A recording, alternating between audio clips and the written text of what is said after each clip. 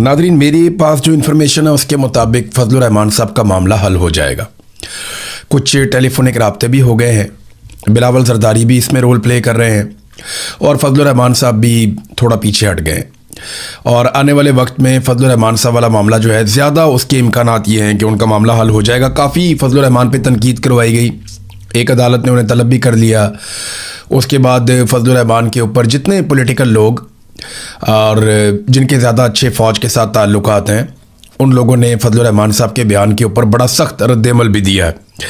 तो फ़िलहाल तो आपको कुछ दिखाई नहीं दे रहा। फजलुर रहमान साहब का मामला ये है ना कि जो उन्होंने बातें की वो सारी बातें ठीक हैं।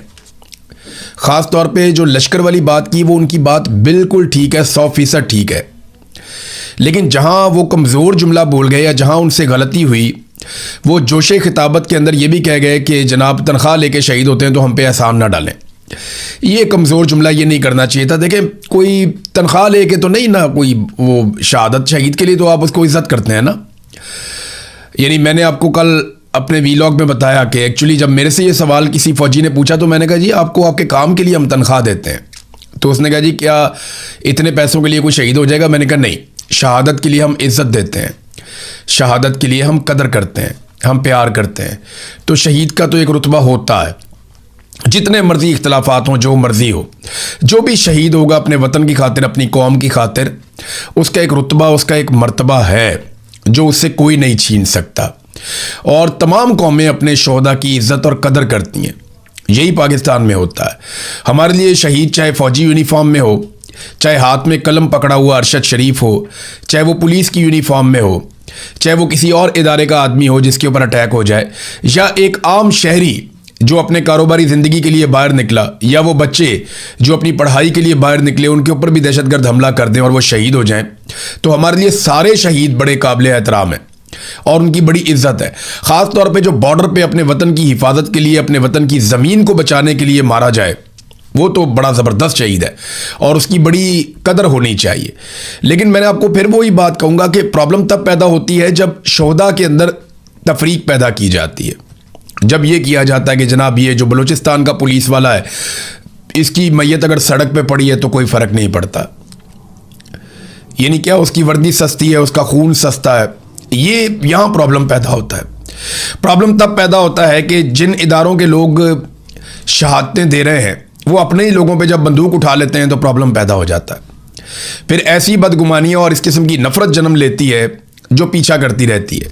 यही नफ़रत जो है वो जन्म ले चुकी थी बांग्लादेश में, इसी नफ़रत को हवा दी जा रही है पाकिस्तान में। तो इस नफ़रत को फैलाने से अगर रोकना है तो तमाम इदारों को अपनी अपनी आइनी हुदूद में वापस जाना पड़ेगा और अपने ही लोगों पर बंदूक उठाने का कल्चर बंद करना पड़ेगा। हाँ, अगर कोई मुजरिम है, किसी ने अगर जुर्म किया है तो पुलिस जाए, कानून के मुताबिक कार्रवाई करे, गिरफ्तार करे, अदालत में पेश करे और अदालत को इंसाफ करने दें। जिस तरह अदालतों को काबू किया गया है, अदालतों पे कब्जा किया गया, उसकी कोई मिसाल नहीं है। लेकिन एक बात मैं आपको बताऊं, फजलुर रहमान वाला मामला तो हल हो जाएगा।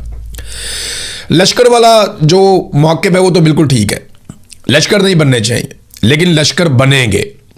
ये अचकज़ई साहब ने भी बता दिया और वो कैसे बनेंगे ये मैं आपको थोड़े दिन पहले बता चुका हूँ। देखिए, मैं आपको पहले इसलिए बता चुका हूँ कि मैं वो सारे इलाकों को जानता हूँ और वहाँ लोग मेरे साथ राब्ते में हैं। ये जो महमूद खान अचकज़ई है ना, ये भी बॉर्डर के करीब इनका इलाका है जहाँ पे ये रहते हैं, अफ़गानिस्तान के बॉर्डर के करीब। और इनके इलाके में भी अफ़ीम की जो काश्त है वो होती है और पूरे बॉर्डर के ऊपर हो रही है। तो मनशियात की काश्त अफ़गानिस्तान में नहीं होती, अब पाकिस्तान में होती है और उसके वर्कर्स जो है वो अफ़गानिस्तान से आते हैं। रोज़ाना उनको राहदारी दी जाती है। कौन देता है? FCA वहाँ पे वो देते हैं। तो ये बॉर्डर क्रॉस करके आते हैं, यहाँ पे आकर काम करते हैं। बरामचा में बहुत बड़ी एक फैक्ट्रियों का पूरा एक हब है, एक पूरा इंडस्ट्री लगी हुई है मनशियात की। ये सारा माल वहाँ पहुँचाया जाता है, वहाँ से मनशियात तैयार की जाती है, फिर पाकिस्तान समेत पूरी दुनिया में इसको भिजवाया जाता है। इस कारोबार के पीछे कौन है? सहूलत कौन देता है? सिक्योरिटी फोर्सेस की मदद के बगैर आप ये कारोबार नहीं पाकिस्तान में कर सकते, क्योंकि मैंने खुद अपनी आंखों से देखा कि सिक्योरिटी का काफिला गुजर रहा है और दोनों तरफ मनशियात लगी हुई है, उसके खेत लगे हुए हैं, बीच में से सिक्योरिटी का काफिला गुजर रहा है। तो उनको नजर नहीं आ रहा कि ये क्या लगा हुआ है। सबको सारा कुछ पता है, ये मिलजुल के कारोबार होता है। अब वो जो लोग कारोबारी हैं जो ये सब करते हैं, उनके बारे में महमूद खान अचकजई ने एक ट्वीट करते हुए कहा कि उनसे लश्कर बनवाया जाएगा। देखिए, जो स्मगलर है या जो मंशियात का कारोबार करता है या जो जराइम पेशा लोग हैं, उनको अगर आप शेल्टर दे दें और उन्हें कहें जी आप बनाएं, आप बड़े बड़े लश्कर बनाएं, तो वो बना लेंगे लश्कर। उन्हें क्या फर्क पड़ता है, उनको ज्यादा बंदूकें मिल जाएंगी, ज्यादा गाड़ियां मिल जाएंगी, ज्यादा फ्री हैंड मिल जाएगा, वो अपना काम भी करते रहेंगे। तो अचकजई साहब ने इस खदशे का इजहार किया। तो लश्कर बनाओ पॉलिसी जो है ना, वो उल्टा नुकसान करेगी। कल को ये लश्कर आपके गले पड़ जाएंगे। फिर एक और बहुत अजीब काम होगा कि ये जो लश्कर आप बनाएंगे, बाद में वो तंजीमें जिनके साथ आपकी सुलह हो जाएगी, वो और ये लश्कर आपस में लड़ते रहेंगे। फिर टारगेट किलिंग भी शुरू हो जाएगी फ्यूचर में। हमने यही देखा है अब तक, और फजलुर रहमान साहब ने इसकी निशानदेही बिल्कुल दुरुस्त की है। लेकिन जहां पे शहीद वाले मामले में उन्होंने एक कमजोर बात की जिसका उन्हें नुकसान हो रहा है, पाकिस्तान तहरीक इंसाफ ने अक्लमंदी का मुजाहरा किया कम से कम फजलुर रहमान के इस जुमले के साथ। जो शोहदा वाला मामला है, इस मामले पे उनके साथ खड़े नहीं हुए, लेकिन बाकी तमाम मामलात में फजलुर रहमान का उन्होंने साथ दिया है।